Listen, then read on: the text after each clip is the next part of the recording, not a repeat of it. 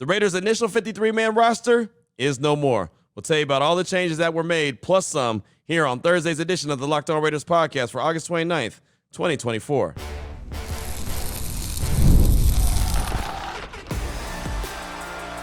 You are Locked On Raiders, your daily Las Vegas Raiders podcast, part of the Locked On Podcast Network, your team every day. And welcome in, Raider Nation, to another edition of the Locked On Raiders podcast. Thank you so much for making the show your first listen of the day. Make sure you subscribe or follow for free on YouTube or wherever you get your podcasts to get the latest edition of the show as soon as it becomes available. And as always, if you're checking us out on YouTube, you know we appreciate that. The show continues to grow each and every day. That's because of your support and because of my man, Ari. Ari does a great job each and every day making sure we're on YouTube. We're looking good. We're sounding good. Takes a lot of pride in his work and puts up with my shenanigans. So we definitely appreciate that. You can check him out on Twitter at Ari Produces. You can hit me up as well at your boy Q254. And you know we got the Locked On Raider podcast voicemail line, 707-654-4693. Your calls and texts are coming up in segment number 3. And as you can imagine, plenty of feedback based off the initial 53-man roster. But have no fear, because as I mentioned, the initial 53-man roster was just that, the initial one. It was subject to change. It was going to change. It has changed. Your calls and texts are coming up, segment number 3. Segment number 2, going to talk about Tom Brady. Why would I talk about Tom Brady? Well, because we all know that there's a chance that at some point he'll become a partial owner of the Silver and Black. He's already a partial owner of the Las Vegas Aces, which is also owned by Raiders owner Mark Davis. He's been trying to sell him a small portion of the team, but he's also going to be a Fox broadcaster.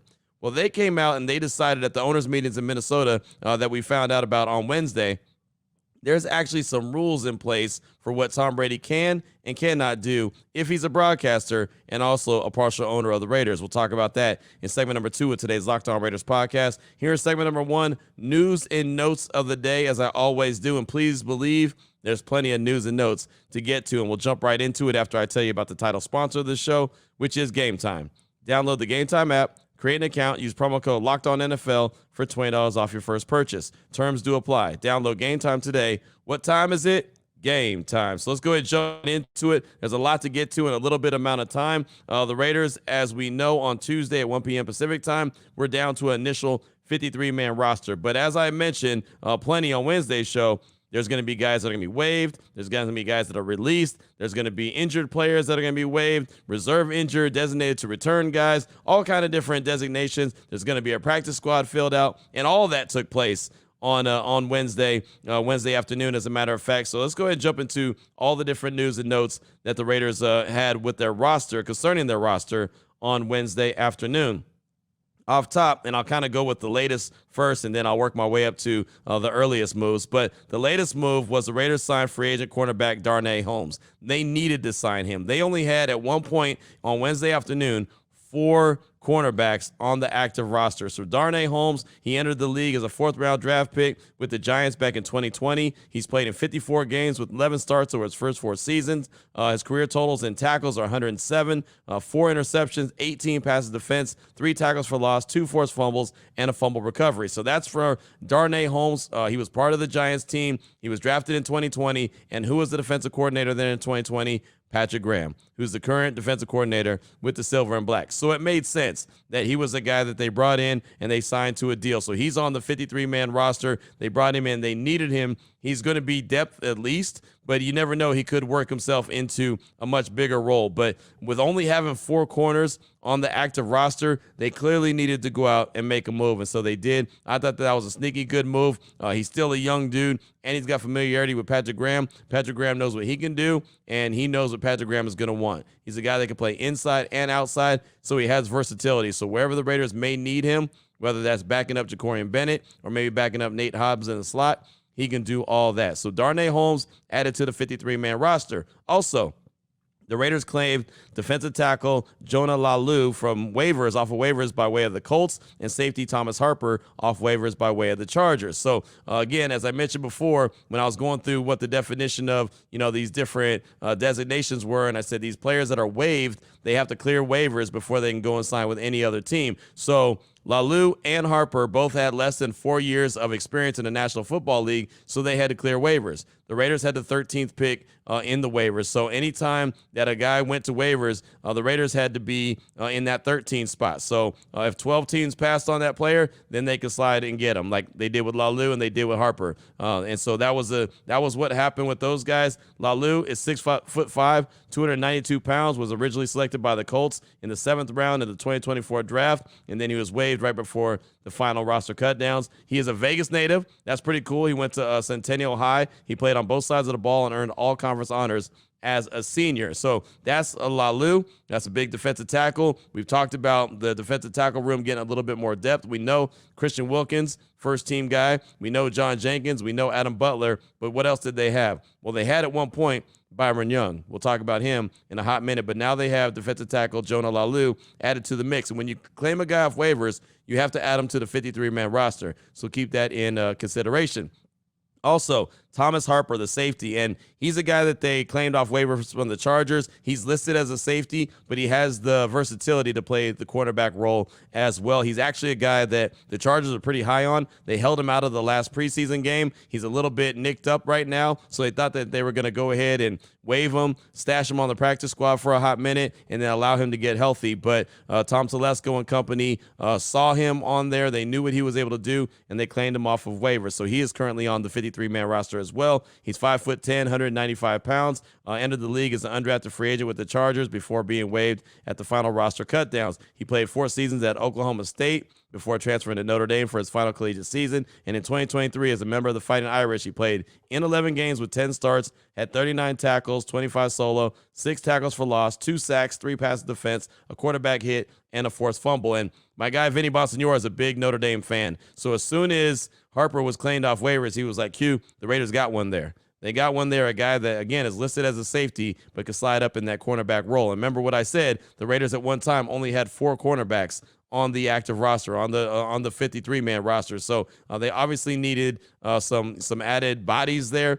They did that with Darnay Holmes, who is a true cornerback, but then also being able to add Harper to the 53-man roster and the versatility that he provides. And he did play in the preseason for the Chargers, and Pro Football Focus's grades were a 77 on him. He has 16 coverage snaps, no receiving yards allowed, 1 forced incompletion, and 2 stops. Now, again, very small sample size, right? It was just the preseason, very small sample size. But, you could see that he was obviously on the right track. And you could tell if a player, gets picked up by another team, you could tell what it means to the other team when their fans start getting upset. And I saw quite a bit of Charger fans on Twitter on Wednesday saying, oh, man, I thought Harper was going to clear waivers and then they're going to be able to put him on the practice squad. That's a chance you take. When you, waive guys and you hope that they clear waivers, there's a team lurking at times. It's happened to the Raiders before. They've lost multiple players by way of waivers. Well, this time this one benefited them, and the Raiders were able to capitalize. So he's added to the mix. So, of course, they've got to make a corresponding move or two because they added guys to the 53-man roster. So to make up for all those different additions,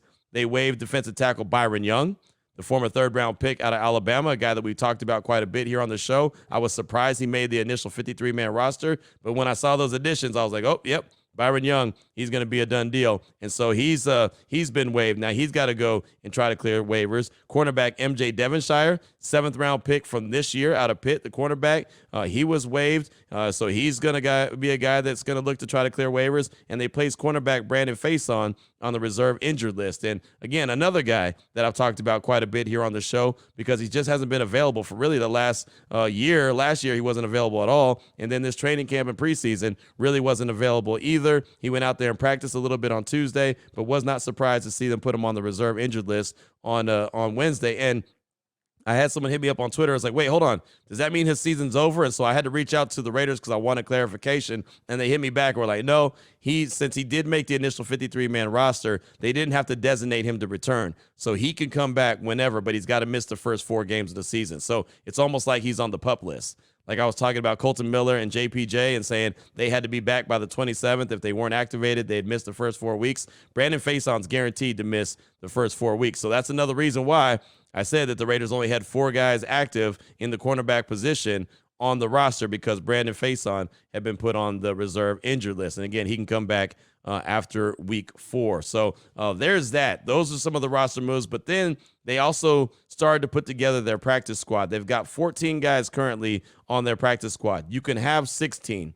10 guys have to be either rookies or second-year guys, and 6 could be veterans, and you could protect 4. So real quickly, I'll go through the names of the 14. Again, 14 that are on the current practice squad, which tells me that Byron Young, who got waived, the former third-round pick out of Alabama, and quarterback MJ Devonshire, they're going to hope clear waivers, and they're going to try to add them back to the roster. But sometimes when a guy who was a high-round draft pick like Byron Young gets waived by their team, sometimes they don't want to go back to the practice squad. So we'll see if they're able to return to the Raiders and go to the practice squad or not. But those are the 2 guys that I would look at and say, okay, they're going to complete the practice squad, and they'll probably do it sometime today. But real quick, David Agoha has been added to the practice squad. He's the big defensive end. He was on the international program. Alex Bachman, the wide receiver. Carter Bradley, the quarterback. Remember, they waived both Peterman and Carter Bradley. Carter Bradley is back by way of the practice squad. Ben Brown, the guard. Matthew Butler, defensive tackle. Remember, former 5th-round pick out of Tennessee. He's been on the practice squad a couple times now.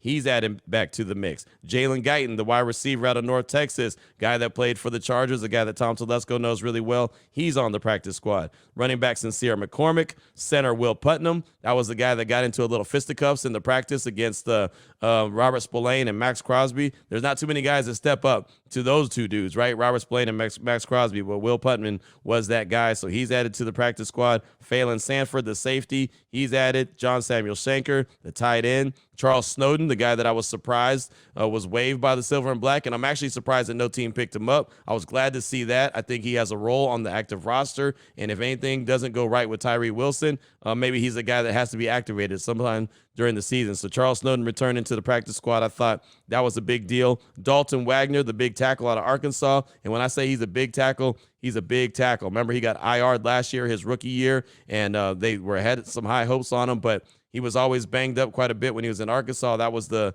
bugaboo about him coming out of school. He ended up on IR, missed all last year, and now he's on the practice squad. But when I say he's big, this big fella is 6'8" and 320 pounds. That is a monster. If you can get him to figure out what he's doing, man, he could be a big-time tackle for you for years to come. So he is now on the practice squad. Sam Webb, the cornerback that I was surprised that they waived him because they had lack of depth. Well, he's back on the practice squad, so that's good because he has had starting experience in the NFL, so if they ever need to bring him back up, they could, and he can be added to the mix, and they can feel pretty comfortable that he's out there. And then finally, Christian Wilkerson, the wide receiver, the guy that has a really good skill set as far as a wide receiver goes, but he doesn't play any special teams. So when you look at Tyreek McAllister or you look at Christian Wilkerson, it was no surprise that McAllister made the 53-man roster and that Wilkerson was waived. But he's another good pass catcher. He's been added to the mix. He is now on the practice squad. So that's the 14 guys currently on the practice squad. They've got room for 2. And if I was a betting man, which I'm not right now, defensive tackle Byron Young and quarterback MJ Devonshire, I bet will be added to the practice squad sometime today. But that's what I got for you for segment number 1 of today's Locked On Raiders podcast, kind of news and notes, talking about the tinkering that the Raiders have done with the 53-man roster and their practice squad. Coming up in segment number 2, the NFL sounds like they're doing anything that they can in their power to make sure that Tom Brady never becomes a part owner of the Raiders. Why do I say that? I'll explain it coming up in segment number 2 of today's Locked On Raiders podcast. Before I get to that, though, I do want to tell you about one of our newest sponsors here on the Locked On Raiders podcast I'm pretty excited about, and that is 5 Hour Energy. And I'll tell you right now, 5 Hour Energy, no joke, Raider Nation, if any of you ever get into my car, 5 Hour Energy is one of those little energy shots. It comes in a little small, like I said, it's you can find it when you go to the gas station, when you go up to pay, and it's right there on the register. They have the little display right there, 5 Hour Energy. I usually buy 2 or 3 of those and just leave them in my armrest in my car. So if you ever get my car for some odd reason why you get my car and you ever open my armrest, boom, there's one right there. I'm a big fan of the grape flavor. With my schedule, the way that I'm always on the go, I never know when I really want one, but it's always right on time when I need one. So a lot of times it's, especially after like training camp practices or whatever and been out in the sun all day and I need a little bit of energy because the sun has zapped my energy and I don't want to drink an energy drink. I don't have time for all that. Boom. A quick shot of 5 Hour Energy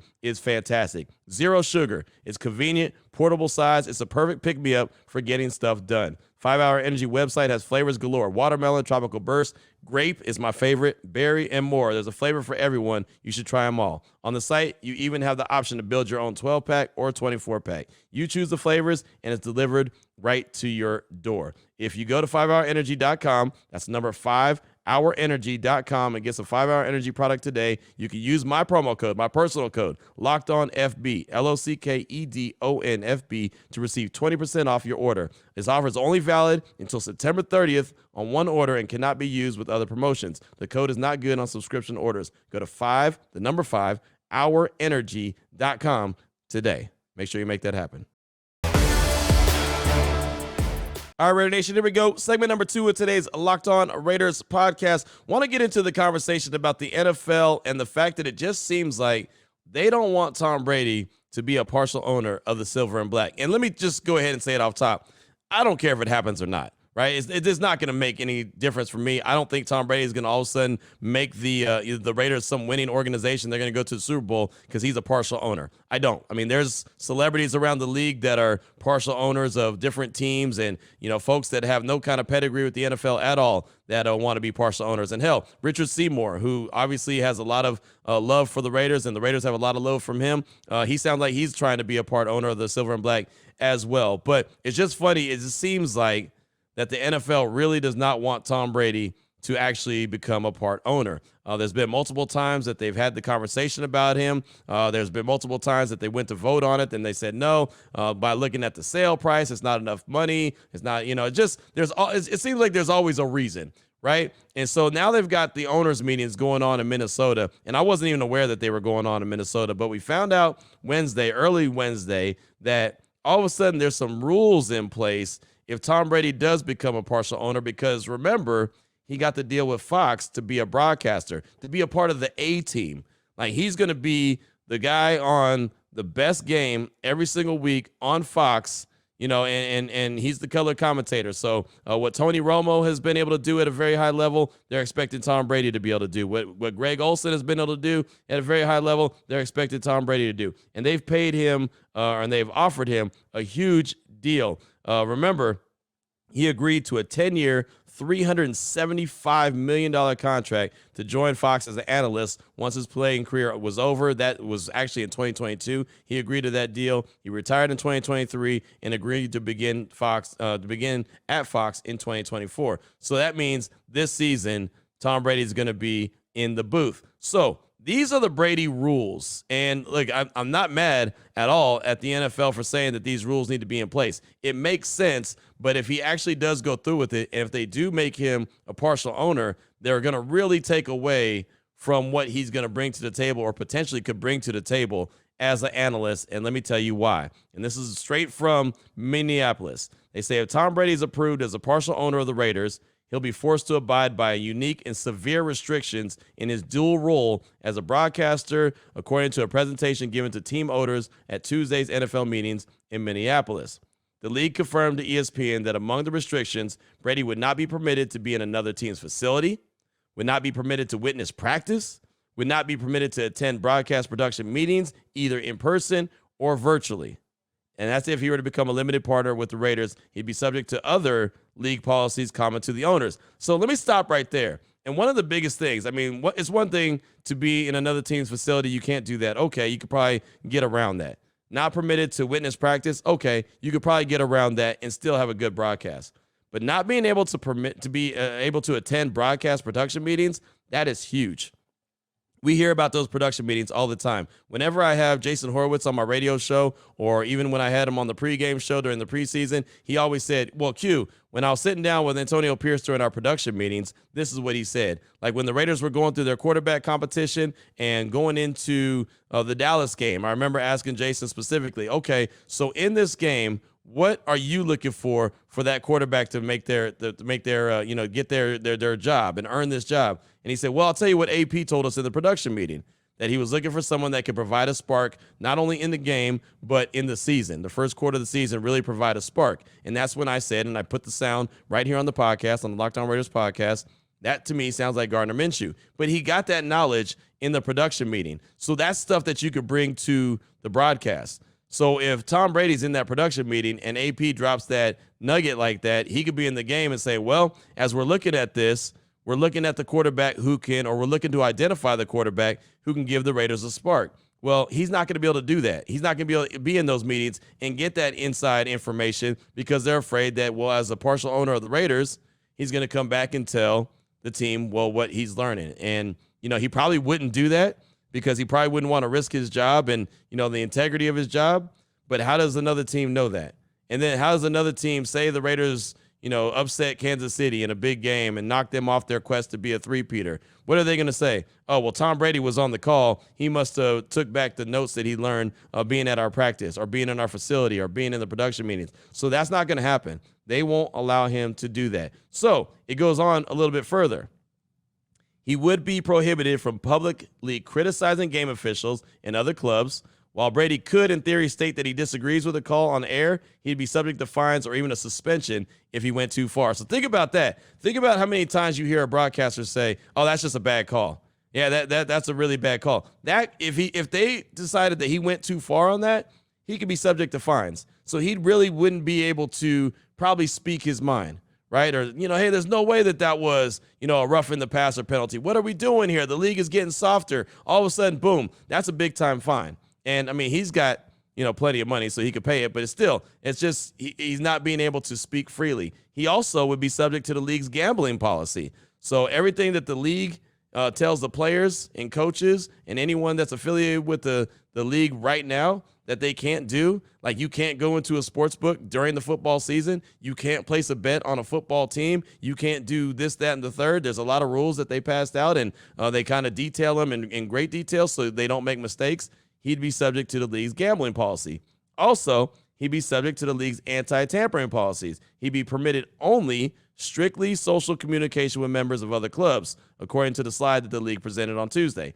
Owners and league executives have had questions about the selling price of his proposed 10% stake. That's what the Washington Post reported back in March. It was a discounted rate that Brady was supposed to receive. It concerned the owners and about the conflicts of interest as a color analyst, as a broadcast partner, top television team. So as you could tell, there is a ton of different, kind of rules and regulations that are basically saying, yeah, we don't really want him to do that. A matter of fact, his bid has been stuck in the league's finance committee. If it clears the committee, Brady's ownership stake must be approved by at least 24 or 32 owners. So that would be the final hurdle. And I don't know about you. When you see and hear all these rules that are in place and everything that he can't do, it almost feels like 24 or 32 aren't going to approve it anyway. And if they did, okay, it might not even be worth it for him to be that Fox broadcaster, because I feel like they're taking away so many different elements that are so critical to have a really good broadcast. Like everything Tony Romo can do, Tom Brady wouldn't be able to do. And so you want to have a great broadcast, and he's part of the A team. He's not part of the D team. He's not part of the backups. Like, hey, call him in because so-and-so is sick. No, he's part of the A team. He's going to get the best game every week and be there on Fox, and he's not going to be able to be a critical part of the fact-finding information. It almost feels like something he probably shouldn't do, or decide I'm going to do one or the other. Either I'm going to be a part owner of the team, or I'm going to do this broadcasting for the next 10 years and collect $375 million. So I don't know what decision he's going to ultimately make. I don't know if he's going to try to ride and do both of them and try to figure it out on the fly. But if you do a job like that and you're not 100% prepared because you're not allowed to access what everyone else is able to access, guess what? You're going to hear it. You'll hear it on the broadcast, and he won't be as good as he wants to be. And a guy like Tom Brady, who has been a perfectionist his whole life, guess what? He will be frustrated as all get down. I guarantee it. So we'll see how that plays out. But to me, it feels like it's really playing out to one of the two things won't happen. Either he's not going to be a partial owner of the Raiders, and that's fine, or he won't be part of the Fox broadcast, and that also is fine. Whatever he chooses to do is what he chooses to do. But those are the rules that are in place for Tom Brady if he does, in fact, decide to become the partial owner of the Silver and Black. What's on your mind? Your calls and texts are coming up next, 707-654-4693. We'll close out the show with your calls and texts here on the Locked On Raiders podcast.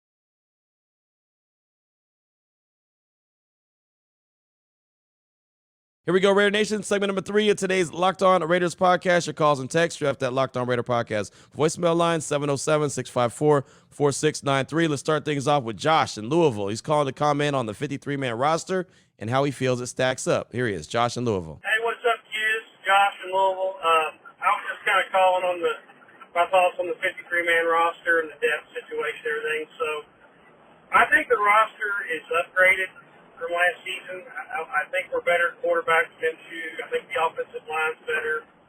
I think that the addition of Wilkins on the defensive tackle position, I think our linebackers are deeper. So I think our special teams is going to be better, our return game. I just have a lot of questions with the depth. I just feel like that's the one thing that's going to hold us back as far as competing in a very loaded AFC. I just feel like any of our starters get hurt at any position, I feel like we're really reaching for depth. And I just think that, the drafting has just been hit and miss over the last several years. I mean, not just the Tyree Wilson pick, everybody talks about that, but, just picking Henry Ruggs over CeeDee Lamb and picking Damon Arnett over Justin Jefferson, there's been so many different picks. I mean, you've got Spencer Rattler right now pushing Derek Carr for starting quarterback position. He's the most popular guy in New Orleans right now, and we could have taken him and took Demaryius Richardson, and he hasn't really looked good so far. And I mean, I know he's in development, but he may not play much this year. And I just think that I don't feel like they ever take the safe picks, in these mid rounds. And I'm not gonna, Tom Telesco just got here, so I'm not gonna say all the drafting's all on him because he just got here. But so I just have some questions about the depth. I think the roster is going to be competitive. I'm just really concerned that the depth is going to hold us back. So that's all I got to say. Go Raiders. Josh, thanks for the call. I appreciate you. And you're not wrong. Depth is the biggest Achilles heel of this team right now as it stands. And it's because the misses that the Raiders have had a few years back, going back to Gruden 2.0.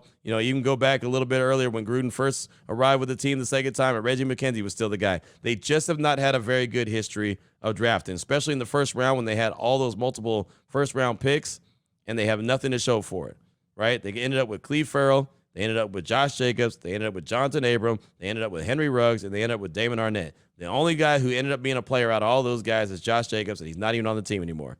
So that's basically 5 guys that could have provided some depth. You would have got fifth-year options if they had been hits, but you missed on all those, right? And obviously that's not the only ones. They did hit on some later-round picks. They did hit on some undrafted free agents, but, the first-round picks that it's critical that you hit on, they weren't able to do that. Now, Spencer Rattler, he's another conversation. I know a lot of folks have been calling and talking about him. I'm not sold that he's the end-all, be-all. You're talking about, the guys and the folks in New Orleans with the Saints are, happy by what he's bringing to the table. And, he's giving Derek Carr a run for his money. The backup always does, right? The backup's always the favorite player on the team until he has to get into the game. I don't know if he could be a starter. I'll still reserve my judgment. I'm not 100% convinced. What I saw from him in the preseason, I wasn't super impressed with, but I also wasn't there in practice. I wasn't in there, to see other things. So I don't 100% know who he is and what he brings to the table at this stage of the game. I remember him from college. I know what he was able to do there. I know that he did turn some heads at the Senior Bowl and the Combine. I know he did some good things there, but I don't really know if he's all that. I do know Tom Telesco said they didn't go after a quarterback in the draft because there was not a quarterback that was in the draft that they felt was better than who they had. So clearly they had Spencer Rattler on a chart where he wasn't better than Gardner Minshew and wasn't better than Aiden O'Connell. Was he on the same level? Probably, but he wasn't better in their opinion. That's why they didn't go after another quarterback. So I think DCam will be fine. He needs some more work, obviously. He looked good in training camp, but in preseason he got exposed and, shown that, he still needs some more work. So I think he will improve. He's got the raw ability. He's got the length. He's got the speed, the size. I think that's good, but he's got to put it all together, and that's going to just take a little bit of time. So hopefully he's not called upon right away. And, again, that's the reason why they made the moves that they made to, bolster up the practice squad and also bring some cornerback depth and help back into the mix. But thanks for that call. I do appreciate you. Up next, got a text from Ohio Raider from the 419. Says, Q, thanks for what you do for the nation. Can you give us an update on what's going on with Brock Bowers? It's been a while since he's been on the field. Go Raiders. That's from Ohio Raider from the 419. Short and sweet. And, yeah, man, Brock Bowers, he hasn't been on the field in a very long time. Didn't play in preseason game number 2 against the Cowboys. Didn't play in preseason game number 3 against the Niners. Hasn't practiced in a while. AP told us the other day that it was just precautionary. Just wanted to make sure he was good. Well, we get to talk to Antonio Pierce today. We'll talk to him this morning before they practice, and we'll ask him, hey, what's the latest on Brock Bowers? Where's he at right now? Someone hit me up on Twitter and was like, hey, what's my concern level right now? On a scale of 1 to 10, where should I be? And I told him a 3. Straight up. Yeah, you could be at a 3 right now. And that's where I'm at when it comes to Brock Bowers, because we know he's supposed to be a big part of this offense. So I have him at a 3 right now. Now, if we get to this point next week and it's a game week and he's still not out there practicing, then you're at like an 8 or a 9, right? I mean, because you don't think that he's just going to go in there with no practice leading up to the game and all of a sudden be able to dominate against the Chargers. Like, I don't see that happening. So he's got a foot injury. AP said it was precautionary, that they were holding him out. Not a big deal. We'll ask him again today. If no one else asks him, I'll definitely ask him and see what's going on. And hopefully we get some kind of answer. But, we'll see. And then maybe he'll practice later on today as well. Ohio Raider, thanks so much for that text. I do appreciate you. Up next, got a call from Jacob in Hanford. He's calling to talk about both Tyreek McAllister and also Trey Tucker. Here he is, Jacob in Hanford. What's up, Q? This is Jacob from Hanford. I got a question. Now, after the preseason, we saw, Trey Tucker do some pretty amazing things. He's just a fast guy. We also saw Tyreek McAllister do a pretty amazing thing, a couple pretty amazing things. The guy's very fast. He seems to me, from my untrained eye, seems to be the fastest player on our roster at least. With that being said, with what Tyreek McAllister was able to do in the preseason, who is our return man? Who is the guy? Is there multiple guys, or is it not really decided? Is Tyreek just there, in case he wins it? Or is he the guy? Is he going to be returning punts and returning kickoffs with Trey? Because we need 2 returners back there. You let me know, Q. That's something that hasn't really been, put out clear cut and dry. At least to my eye, I haven't seen a clear answer. You let me know, Q. You take it easy. Go Raiders. Jacob, thanks so much for the call. Appreciate you. It's a really good question, right? I think you have McAllister as your punt return guy. Just me, spitballing here. I think you put Tucker and someone else back there for kicks, and then you see how it goes. I mean, the good thing about the Raiders, they have McAllister, they have Tucker, they have DJ Turner, right? I saw Jack Jones returning kicks. He looked pretty good doing that. I saw Nate Hobbs returning kicks. Saw a lot of different guys returning kicks. Dylan Lobby, who's still on the 53-man roster, he can return kicks. There's a lot of different dudes that could play that role and a lot of guys that are willing to do that. So I think that there's plenty of options, but Tyreek McAllister definitely is a guy I would put back there first to be the punt returner and see how that goes. Not to mention, McAllister and Turner are not only just punt return guys, they're also gunners, right? So on special teams, they're gunners. Matter of fact, in that game against the 49ers, preseason game number 3, McAllister did a really good job getting down the field on a kickoff and ended up getting a block in the back penalty on the 49ers, which pinned them back to like the 5-yard line to start the drive. That is valuable. That is super valuable. So if that's the 1-2 that you're going to do, not only just as a kick returner, everyone wants to be a kick returner and take one to the house and be flashy. But if you're going to put that much pride in your work as a gunner, getting down the field and trying to make the tackle, and then all of a sudden that opposing team penalizes you, blocks you in the back, and it's a 15-yard penalty, that's a win. You just won for your team. You just put them in terrible field position. So he provides that as well. Trey Tucker, he's a guy that I might want to just go ahead and hold on to because he is number 3 wide receiver, and you see him coming on. I might not want to risk him, especially when there's other options out there. And that goes for Jack Jones and Nate Hobbs as well. You might not want to risk those guys. So it might be the McAllister, DJ Turner, Dylan Lobby party. And if it was, and Amir Abdullah maybe, I'd be okay with that. I'd be fine with that. Hold on to your guys that you're going to really count on from offensive standpoint and a defensive standpoint, and just go from there. That's probably what they'll do. But, maybe that I'll find a way to ask AP that question as well. If there's someone that they're looking at, if there's a couple guys they're looking at to be the primary punt returner and kick returner, or is it going to be, like Baskin Robbins, 31 flavors, which it very well could be. But Jacob, thanks so much for that call. I do appreciate you. Up next, got a text from Gonzo Raider from the 505. Hey there, Q. Gonzo Raider here from the 505. Just want to send in a quick text. One of the other reasons the Raiders need to win, I'm tired of listening to ESPN shows daily talking about Rodgers over and over. Nothing about the Raiders. Nothing. But victories comes respect. Wins bring a bright spotlight. And What I can't wait to see is with a winning culture, a complete blackout like the Oakland days of Allegiant. Raiders all day, every day. We are the Raiders, damn it. We don't need to be liked, but we will be respected. That's a quote from Coach AP, from Gonzo Raider from the 505. And, yeah, it's funny. And me being a part of ESPN, the Jets are a conversation all the time, right? The Jets have to be a conversation. Greeny is convinced that the Jets are the biggest threat to the Chiefs in the AFC. I shot that down pretty quick, fast, and in a hurry, of course. But all those East Coast teams, the Buffalo Bills, and now they're a good team, so you have to understand that. But, yeah, the Raiders don't get that respect like you would like to hear them get that respect. But like you said, you go out there and you win games. You go out there and you challenge the Chiefs. You go out there and consistently beat the Chiefs. You go out there and punch the Chargers in the mouth with Jim Harbaugh, because now they're the new belle of the ball. So you do that, you'll start to get some respect. But it's going to take a while because they, well, as you know, haven't won consistently in a long time. So thanks so much for that text. I do appreciate you. That's all I got time for on today's show. I got a call from Trucker Ken in Central Florida. I'll get to tomorrow. A text from Cy Reezy. We'll get to that as well, plus more. Your calls and text, 707-654-4693. We'll hear from head coach Antonio Pierce around 10:30 Pacific time this morning. So we'll get some good questions into him, especially about Brock Bowers and, just how he sees that roster, or the roster that they have right now currently on the 53-man roster, how he sees that shaping up. And it probably will change a little bit more today, as I'm expecting Byron Young to clear waivers. MJ Devonshire will probably clear waivers and probably be reverted back to the Raiders practice squad. But we'll have that all coming up tomorrow. We're going to close out the week really strong. Can't believe we're already at the end of the week. It's wild like that, but that's what it is. So we'll be here to do that and head into Labor Day weekend. So thanks so much, Raider Nation. We'll be back tomorrow. Until then, take care of yourself, take care of your family, love on your family. Most importantly, as always, just win, baby.